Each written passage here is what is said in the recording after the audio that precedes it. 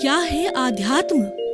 दर्शन, चिंतन धारा, विद्या या संस्कृति की परंपरागत विरासत। आध्यात्म दर्शन यानी जीवन का शाश्वत सत्य। मानव जीवन से जुड़े शाश्वत सत्यों को जानिए और समझिए उपासक डॉक्टर सोहन राज तातेड़ से हमारे खास कार्यक्रम आत्मविज्ञान में। आत्मविज्ञान यानी सही दृष्टि, सही सोच। भाई और बहनों, मातृशक्ति को नमन। स्टूडियो में आपका हार्दिक स्वागत है, अभिनंदन है, सत्कार है। आत्मविज्ञान साइंस ऑफ द सोल कार्यक्रम के अंतर्गत हम आपको सही दृष्टि, सही सोच, राइट विजन, राइट थिंकिंग के तहत आपकी जो विचारधारा गलत दिशा में जा रही है, जो नकारात्मक सोच है, उसको बदल करके हम सकारात्मक में बनाना चाहते हैं। आपकी रॉन्ग बिलीफ को समाप्त करके आपको हम राइट बिलीफ देना चाहते हैं। आपकी अज्ञानता को मिटा करके हम ज्ञान देना चाहते हैं। इसीलिए आत्मविज्ञान कार्यक्रम रखा गया है, क्योंकि आत्मविज्ञान कार्यक्रम के मध्य में, सेंटर में, तो वो हमारा आत्मा ही मेन जो है उसका केंद्र बिंदु है।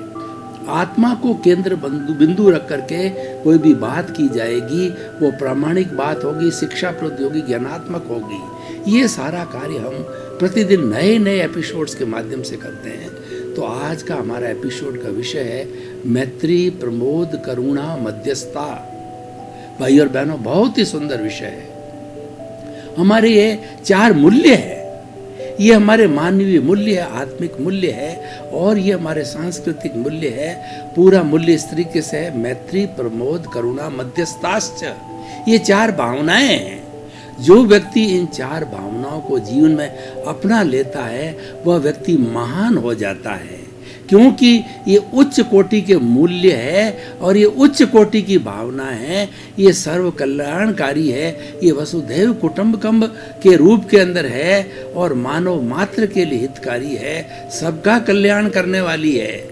हम इन 4 भावनाओं को एक एक करके समझेंगे और उसके बाद के अंदर इनका अंतर संबंध क्या है और इनको जीवन में धारण करने से व्यक्ति में क्या परिवर्तन आता है और परिवर्तित व्यक्ति किस तरीके से समाज में, देश में और विश्व में उपयोगी हो सकता है, किस तरीके से वो एक ग्लोबलाइज्ड गुड सिटी बना सकता है, ग्लोबलाइज्ड गुड ग्लोब बना सकता है, उसकी हम सारी व्याख्या करेंगे। मैत्री का अर्थ होता है मित्रता। मैत्री सब भूयसु कप्पये, सभी जीवों के साथ मैत्री करो। और मैत्री कब होती है कि हम अहंकार को तजते हैं, हम अज्ञान को तजते हैं, और जब अज्ञान और अहंकार व्यक्ति के निकल जाता है तो ऑटोमेटिकली वो मैत्री हो जाती है। वो सभी प्राणियों के अंदर अपने जैसा अस्तित्व जो देखता है, अपने जैसी आत्मा का जो है प्रतिबिंब देखता है, सबको आत्मवत समझता है, इसीलिए सबके साथ में वो अच्छा व्यवहार करता है। भगवान महावीर ने कहा है, अपना सच में सेजा मैतिंग भूयसु कप्पये, स्वयं सत्य खोजो, सबके साथ मैत्री करो। इसका अर्थ ये हुआ कि मैंने सत्य खोजा, मुझे केवल ज्ञान प्राप्त हुआ और मैं तीर्थंकर बन गया। आपको मेरे पीछे पीछे नहीं चलना है, आपको तो जिस तरीके से मैंने सत्य को खोजा है उसी रास्ते पर आपको चलना है। आपको स्वयं को सत्य खोजना पड़ेगा। Truth is God, God is truth. और उस गॉड रूपी ट्रुथ को ढूंढने के लिए आपको सबके साथ मैत्री करनी पड़ेगी। 84 लाख जीवा योनि प्राणियों को मित्रवत समझो और क्षमा वीर से भूषणम, सबको क्षमा करो। कोई भी व्यक्ति गलती कर देता है, उसको सो क्षमा करो। आपसे कोई गलती होती है तो क्षमा मांगो। ये क्षमा का जो है आदान प्रदान है, बहुत ही सुंदर विषय है। इससे हमारा जो है वैर भाव समाप्त हो जाता है और व्यक्ति की इस दुनिया के अंदर कोई भी वैरी नहीं होता है, कोई भी उसका दुश्मन नहीं होता है, मैत्री करने वाला।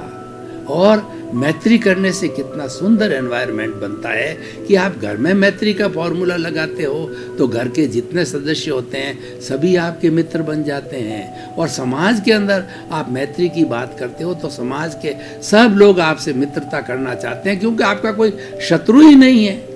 जब आप किसी को शत्रु मानते ही नहीं हो, आपके दिमाग के अंदर शत्रुता के भाव ही नहीं है, आपके अंदर अहंकार के भाव ही नहीं है, आप में सुपीरियरिटी कॉम्प्लेक्स नहीं है, और आप अपने आप को बड़ा नहीं दिखाना चाहते हो, आप कर्ता भाव नहीं रखते हो, आप अकर्ता भाव से रहते हो, तो निश्चित रूप से आपके अंदर मैत्री की भावना पुष्पित और पल्लवित हो जाएगी। इसलिए भाई और बहनों, मैत्री एक ऐसा सुंदर विषय है कि ये एक अच्छी वर्ल्ड सोसाइटी को बना सकता है। अगर 7 अरब की जनसंख्या सभी के साथ मैत्री करे, सभी के साथ मैत्री का अर्थ क्या हुआ कि आप जितने भी 7 अरब की जनसंख्या है, हर एक के अस्तित्व को स्वीकार करो, किसी के अस्तित्व को मत नकारो, और आपको अगर कॉन्शियसनेस को यूनिवर्सलाइज करना चाहते हो और बढ़ना चाहते हो कि मेरी जो है ये आत्मा है यूनिवर्सलाइज हो जावे, मैं जगत कल्याण करूं, जय जगत की बात करूं, तो उस संबंध में तो आपको 84 लाख जीवा योनि के जो प्राणी हैं उनके भीतर विराजमान शुद्ध आत्मा भगवान को निर्दोष दृष्टि से दर्शन करो कि जितने भी 84 लाख जीवा योनि उत्पत्ति स्थान है, और आत्माओं की संख्या तो असंख्य अनंत है, अनकाउंटेबल है, सबके भीतर प्रभु विराजमान हैं, उनकी सबकी आत्माओं के अंदर कोई अंतर नहीं है। जो हमको अंतर दिखाई दे रहा है, शरीर अलग अलग दिखाई देते हैं, उसका कारण ये है कि उनके कर्म अलग अलग है, और ये शरीर जो है वो कर्मों के भुगतान के लिए मिलता है, और मन वचन काया का जो है हमारे आत्मा के साथ में कोई संबंध नहीं, ये तो भुगतान के लिए है, और आत्मा की बात करना, आत्मा रमण करना, ये पुरुषार्थ, ये दोनों अलग अलग चीजें हैं। तो इस तरीके से मैत्री का हो गया। अब दूसरा प्रमोद, बहुत सुंदर भावना है। प्राय क्या होता है, किसी व्यक्ति के सामने जब दूसरा प्रोफाइल आता है, दूसरा व्यक्तित्व आता है कि इतने बड़ा अचीवमेंट किया, इस व्यक्ति ने इतनी सोसाइटी की सेवा की, इतना बड़ा परोपकार किया, तब व्यक्ति की जलन चालू होती है। ये मानवीय दुर्बलता है, वो उसको जलन के रूप में लेता है, ईर्ष्या के रूप में लेता है, और कई लोग तो ऐसा होता है कि उसको जो है डाउन करने की कोशिश करते हैं कि किस तरीके से इसकी जो प्रोफाइल है खराब हो जावे, इसकी इमेज खराब हो जावे, और हालांकि किसी के करने से होती नहीं है, लेकिन वो कुप्रयास कर लेते हैं क्योंकि उनकी मानसिकता यही है, वो नेगेटिव थॉट वाले हैं, वो नकारात्मक सोच वाले हैं, वो उल्टी दिशा के अंदर चलते हैं। बहुत से लोग होते हैं समाज के अंदर जो केवल नकारात्मक बात करते हैं, और उसके विपरीत अगर कोई भी व्यक्ति प्रमोद की भावना कर रहा है कि जो व्यक्ति बढ़ रहा है मेरा भाई है, ये सारा उपलब्धियां मेरी है, समाज का व्यक्ति है तो मेरा समाज बढ़ रहा है, ये सारी उपलब्धियां मेरे समाज को जाती है, इस तरीके से चिंतन करता है कि अगर परिवार का व्यक्ति हो तो परिवार के अकाउंट के अंदर वो डालता है, समाज का व्यक्ति हो तो उपलब्धियां समाज के अकाउंट में चिंतन करता, देश का व्यक्ति हो तो देश के अकाउंट में चिंतन करता है, तो प्रमोद की भावना हो जाती है और वो आनंद से आप्लावित हो जाता है, और ऐसा व्यक्ति ये चिंतन करने लग जाता है कि मैं भी जो इस उपलब्धि को प्राप्त करूं, उसमें पॉजिटिविटी आती है, पॉजिटिव थॉट आता है, और दूसरा नकारात्मक सोच वाला तो गिराने की कोशिश करता है, और उसको उपलब्धि हासिल होने का प्रश्न ही नहीं है, क्योंकि उसके तो भाव ही नकारात्मक है, उसको वह उपलब्धि प्राप्ति नहीं करनी है, उसको तो मात्र क्रिटिसिज्म, ईर्ष्या, जलन और जो है ग्लानि करनी है। तो भाई और बहनों, प्रमोद भावना से व्यक्ति बढ़ता है, प्रमोद भावना से समाज बढ़ता है, प्रमोद भावना से देश बढ़ता है और विश्व तरक्की करता है। देखिए, ऐसा कहा जाता है कि कोई बहुत बड़ा व्यक्ति एक अदने से व्यक्ति के कंधे पर हाथ रख दे, उसकी पीठ थपथपा दे, तो अदना सा व्यक्ति दौड़ने लगता है। ये प्रोत्साहन का प्रभाव है। हमारे जो समाज के अंदर बड़े बड़े अवार्ड्स दिए जाते हैं, सम्मान दिए जाते हैं, और कई लोगों का अभिवादन किया जाता है, इसके पीछे सबसे बड़ा कारण ये, इसके रिजल्ट बहुत अच्छे आते हैं कि व्यक्ति प्रोत्साहित होते हैं और दूसरे लोगों को शिक्षा मिलती है कि अगर मैं भी परोपकार के कार्य करूं, सेवा के कार्य करूं और जगत कल्याण के कार्य करूं, तो जो है मुझे भी प्रोत्साहन मिलेगा और मेरे जीवन की सार्थकता होगी। इस कारण वह भी उस दिशा में चलता है। परंतु ऐसा कौन सा व्यक्ति सोचता है जिसके भीतर प्रमोद की भावना हो, जिसके भीतर जो है नेगेटिव थिंकिंग की भावना हो, नकारात्मक सोच, ईर्ष्या, जलन की भाव रखने वाला व्यक्ति ऐसा कभी नहीं कर सकता है। इसलिए मैत्री, प्रमोद, करुणा बहुत ही सुंदर, अगर व्यक्ति के भीतर करुणा आ जावे तो पाप भीरू बन जाता है।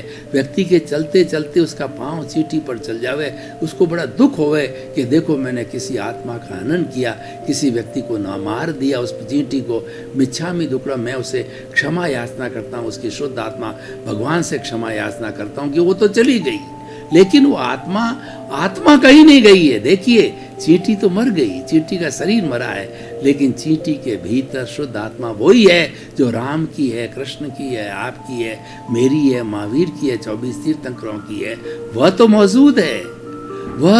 वह कहीं नहीं जाती है, वो तो त्रैकालिक है, वो तो अजर है, अमर है, अविनाशी है, और वो मन वचन काया से मुक्त ऐसा शुद्ध आत्मा है।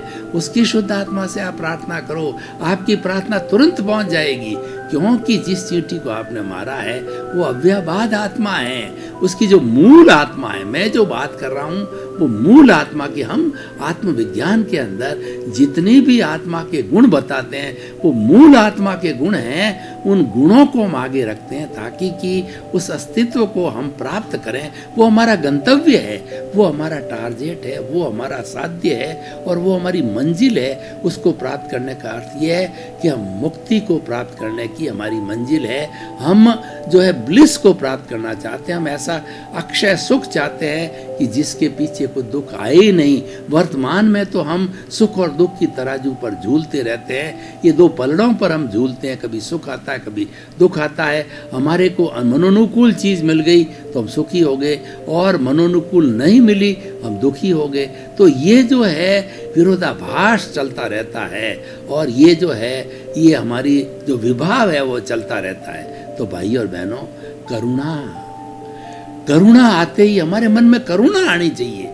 कोई व्यक्ति दुखी है तो हमारे मन में भावना आनी चाहिए कि बेचारा देखो अपने कर्मों के कारण दुखी हो रहा है, मैं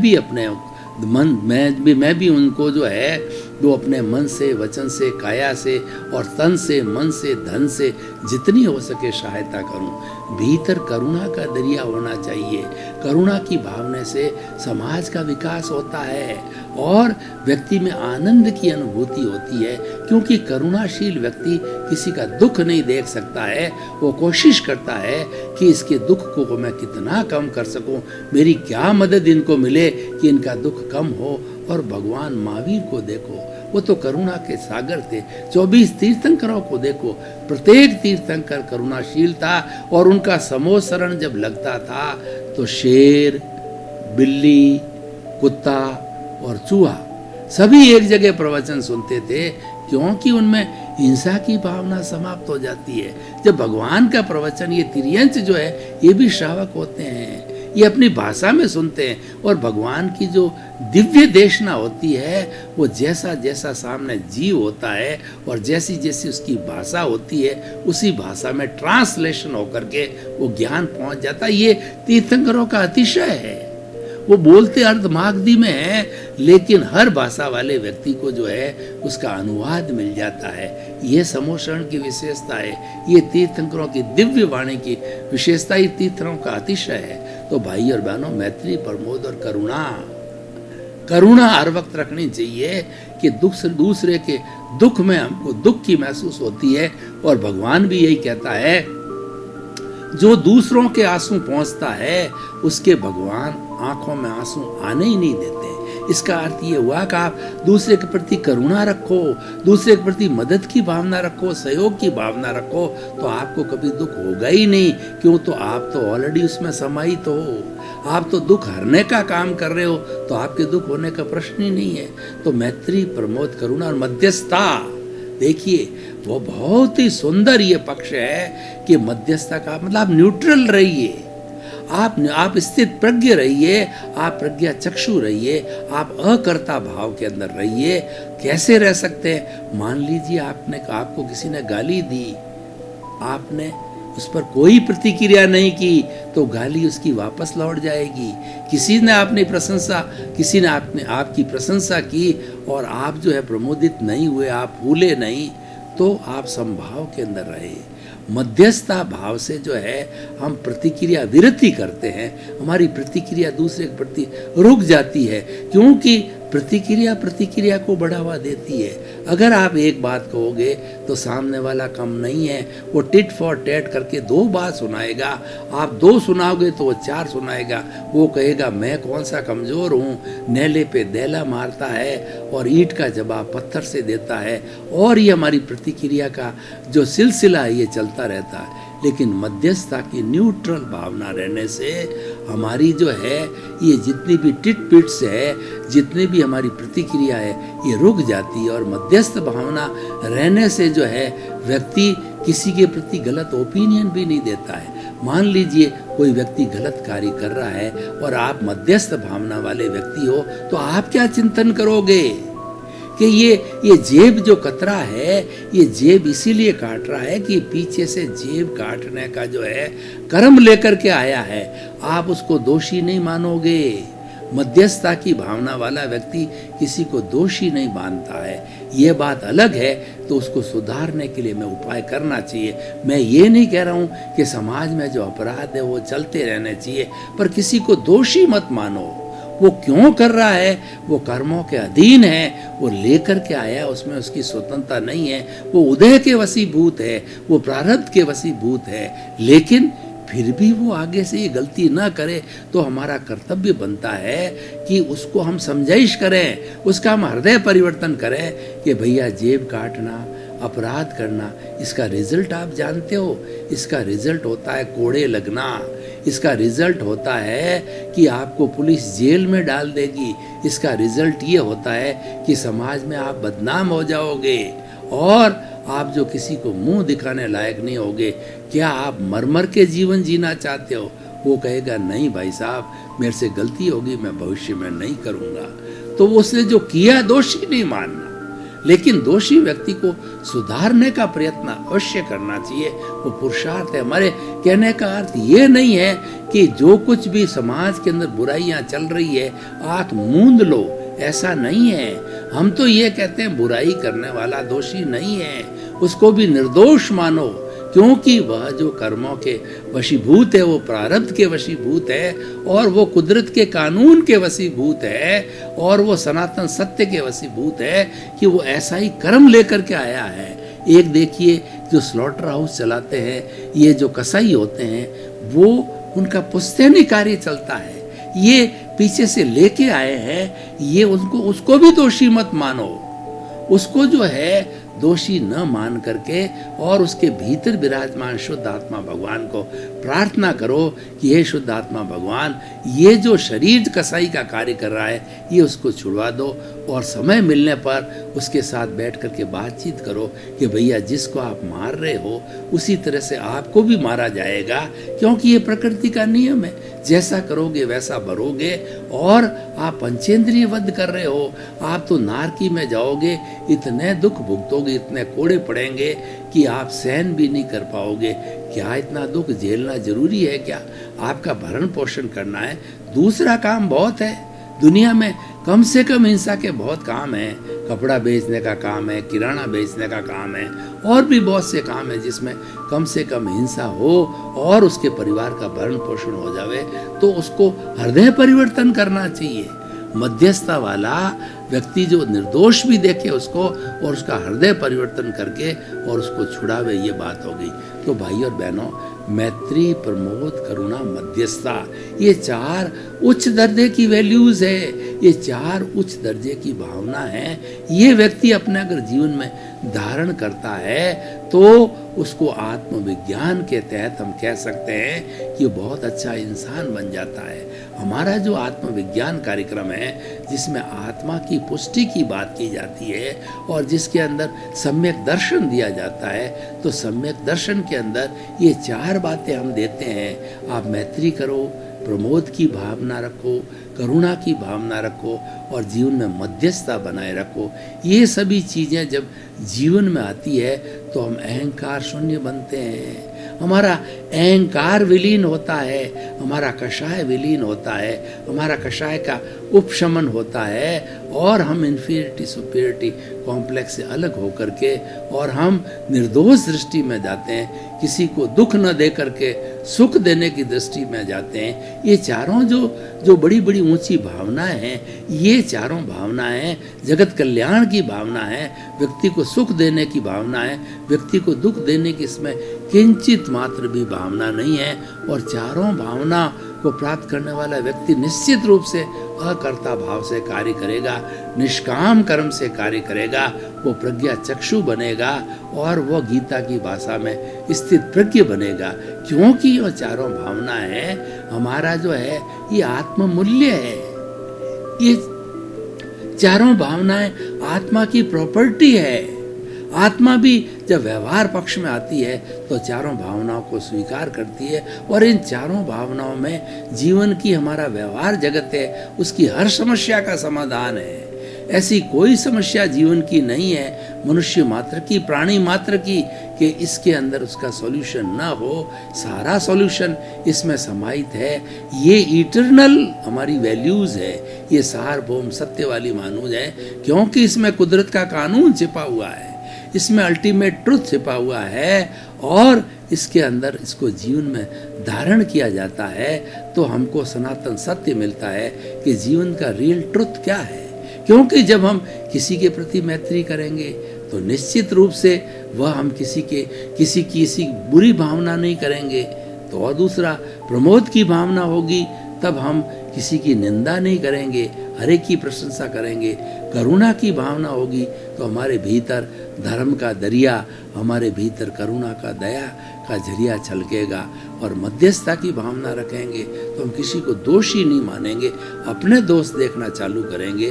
तो कुल मिला के ये चारों भावनाएं हैं, विश्व कल्याण की भावना है। भाई और बहनों, अब इस एपिसोड को मैं आज के परिप्रेक्ष्य के अंदर इसकी सोशल इसकी यूटिलिटी, इसकी रिलेवेंस और इसकी जो है वो सारगर्भिता के बारे में चिंतन करूं तो मैं कह सकता हूं कि चारों बातें बहुत ही सुंदर है और बहुत हाई लेवल की है और बहुत ही जीवन में धारण करने योग्य है। और इसके धारण करने से सबसे बड़ा लाभ ये होगा कि हमारा अहंकार है वो गायब हो जाएगा, शून्य हो जाएगा, विलीन हो जाएगा। क्योंकि ये अहंकार है वही अज्ञान है और ये अज्ञान का वेल्डिंग ही हमारे शरीर और आत्मा को जोड़े रखा है। तो इस अज्ञान के वेल्डिंग को हम काट देंगे, जो कि मिथ्या दर्शन है, वो मिथ्या ज्ञान है, वो मोहनीय कर्म है। तीनों आत्मा की घात करने वाले ज्ञानावर्णीय, दर्शनावर्णीय और अपने मोहनीय ये कर्म है, इनकी घात हो जाएगी तो हमारा अंतराय टूट जाएगा। चौथा हमारा कर्म है अंतराय टूटेगा। तो अंतराय टूटते ही जो है वो हम बाहर में गुणस्थान में क्षीण मोह की अवस्था में चले जाएंगे और थोड़े समय के बाद के अंदर हमारी अंतराय जब टूट जाएगी तो पहले केवल दर्शन होगा और 13वें गुणस्थान के अंदर केवल ज्ञान की प्राप्ति करके हम 14वें गुणस्थान में केवल ज्ञान में जितना हमारा आयुष्य बाकी है उस आयुष्य के अंदर जो है हम शुद्ध ज्ञान को प्राप्त करके, क्योंकि हमारा अज्ञान तो चला गया, केवल ज्ञान का अर्थ होता है अज्ञान मुक्त ज्ञान। तो वो तो हमारा ज्ञान चला गया, दुख का कारण निकल गया और वो सबसे बड़ा ज्ञान अहंकार है वो चला गया, वो समाप्त हो गया। तभी 12वें गुणस्थान में क्षीण मोह होता है। मोह और अहंकार एक ही है।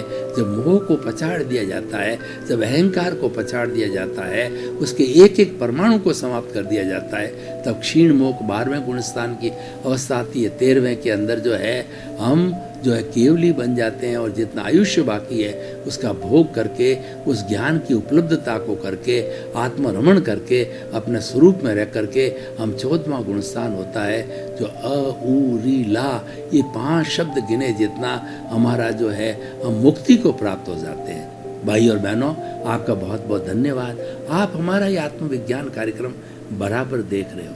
हमको फीडबैक मिल रहा है कि आप में बहुत जिज्ञासा है, क्योंकि हमारे पीछे लिखे हुए हमारे कॉन्टैक्ट नंबर, ईमेल, वेबसाइट और मोबाइल ऐप पर आपकी जिज्ञासाएं आती रहती। इससे हमको लगता है कि आप अच्छा इंटरेस्ट ले रहे हो और जिज्ञासा का समाधान करना, इसका अर्थ हुआ कि राजपथ को प्राप्त करना, सम्यक दर्शन को प्राप्त करना।